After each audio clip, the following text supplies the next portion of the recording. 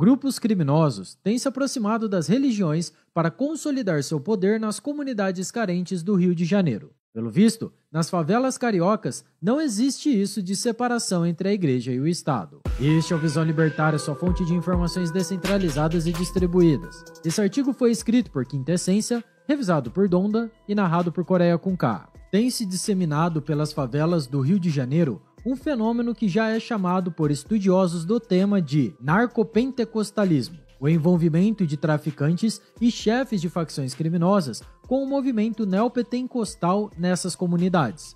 Os líderes do crime local não apenas se vinculam a certas denominações evangélicas, como também se valem de ensinamentos e personagens bíblicos para caracterizar sua ação e seus objetivos nas favelas. O narcopentecostalismo é mais evidente na região do Complexo do Lucas, que engloba os bairros da Parada de Lucas, Vigário Geral e ainda outras 3 favelas na zona norte do Rio de Janeiro. Nessa região, atualmente controlada pelo Terceiro Comando Puro, a ligação entre traficantes e o meio pentecostal é tão forte que o complexo já é mais conhecido pelo nome que lhe foi atribuído pelos traficantes. A região passou a ser chamada de Complexo de Israel, como se fosse uma terra prometida para os moradores. O grupo criminoso que domina o complexo se auto-intitula Tropa de Arão, em referência ao sacerdote e irmão de Moisés. O símbolo que identifica essa facção é a Estrela de Davi, que aparece pintada em diversas partes dessas favelas, como muros,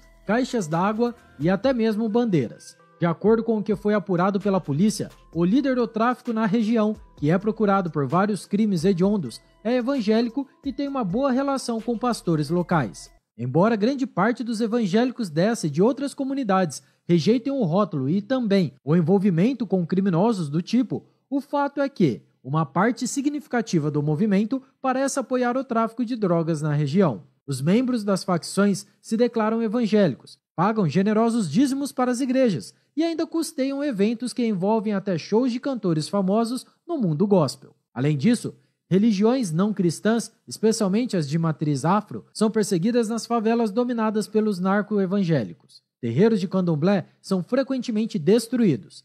Há relatos, inclusive, de que traficantes picharam "Jesus é dono do lugar" em um desses terreiros vandalizados. Ao que tudo indica, a ligação entre traficantes e determinados grupos evangélicos não se dá apenas por pura convicção religiosa. Trata-se também de uma estratégia de manutenção do poder. Por um lado, os chefes do tráfico ganham o apoio de pastores que exercem considerável influência sobre os fiéis.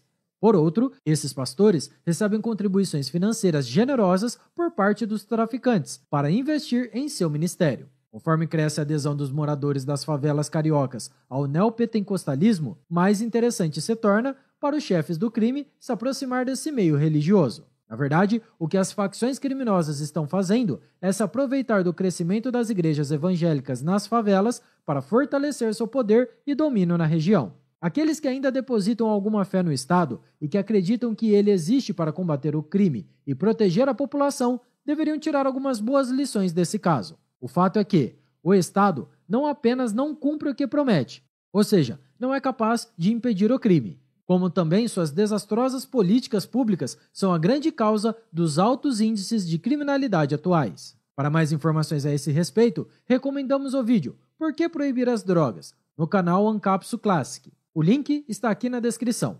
Porém, é possível ainda traçar um paralelo entre as ações do Estado e a forma como as facções criminosas têm se comportado ao longo dos anos. O fato é que os grupos criminosos se converteram em pequenos estados dentro das comunidades, o que apenas reforça a nossa convicção de que o Estado não passa de um ente mafioso. Pense, por exemplo, que essas facções agem de forma violenta, seja dentro de sua área de atuação, seja na disputa de territórios com outras máfias. Isso se assemelha muito à ação estatal, seja com as políticas públicas locais, seja em relação às guerras travadas entre países, guardadas as devidas proporções, é claro. As facções criminosas, também a exemplo do Estado, impõem regras autoritárias aos habitantes da região dominada, sobre a qual, mantendo a analogia, os grupos criminosos exercem sua jurisdição. Existe todo um código de regras e condutas nesses lugares, com a proibição de determinadas práticas e a estipulação de punições que dependem do crime cometido. As facções possuem seus próprios tribunais, que julgam os moradores da região de acordo com suas próprias leis.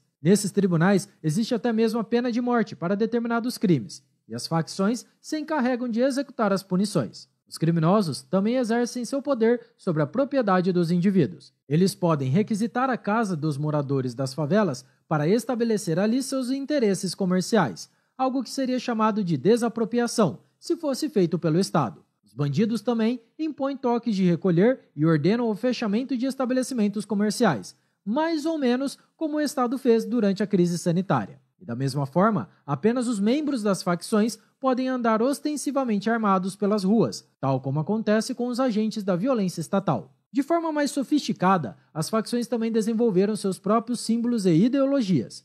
Ao invés de bandeiras, brasões e hinos, como os estados, as facções usam pichações, gestos com as mãos e funks padronizados para forjar uma cultura própria. O objetivo aqui é o mesmo: dominar a região, também do ponto de vista ideológico, uma vez que apenas o uso da força é muito caro e contraproducente. Aos poucos, a facção entra no imaginário popular, para validar suas ações perante os olhos dos moradores das comunidades, não obstante a violência com que os bandidos atuam. E agora, por fim, os grupos criminosos se aliam às religiões para consolidar o seu poder, como diversos estados fizeram no passado. Em muitas favelas, não há mais essa história de separação entre igreja e o Estado. O Estado, nesse caso, sendo a facção criminosa dominante. Os traficantes estabelecem a sua religião oficial, geralmente vertentes do neopentecostalismo, proibindo as demais. O citado caso da perseguição aos terreiros de candomblé apenas demonstram esse fato. Tal como os reis do passado e até mesmo os do presente, facção e religião se unem para consolidar o seu poder que ambos compartilham. É curioso imaginar que muita gente defende a existência do Estado, dizendo que, se não fosse ele, todos viveriam numa barbárie, como grupos violentos guerreando o tempo todo. Entretanto, nós já vemos isso acontecendo o tempo todo, em várias partes do país, com cada vez mais regularidade, diga-se de passagem. O Estado, que afirma ser o responsável por garantir a ordem e a segurança para a população, é incapaz de impedir que grupos violentos tomem conta de comunidades inteiras. O que estamos vendo acontecer é justamente o que os defensores do Estado afirmam que aconteceria caso o Estado não existisse, com a diferença de que, agora, nós não podemos fazer nada para mudar essa situação. Aliás, o Estado tem grande responsabilidade na atual escalada da violência que temos presenciado.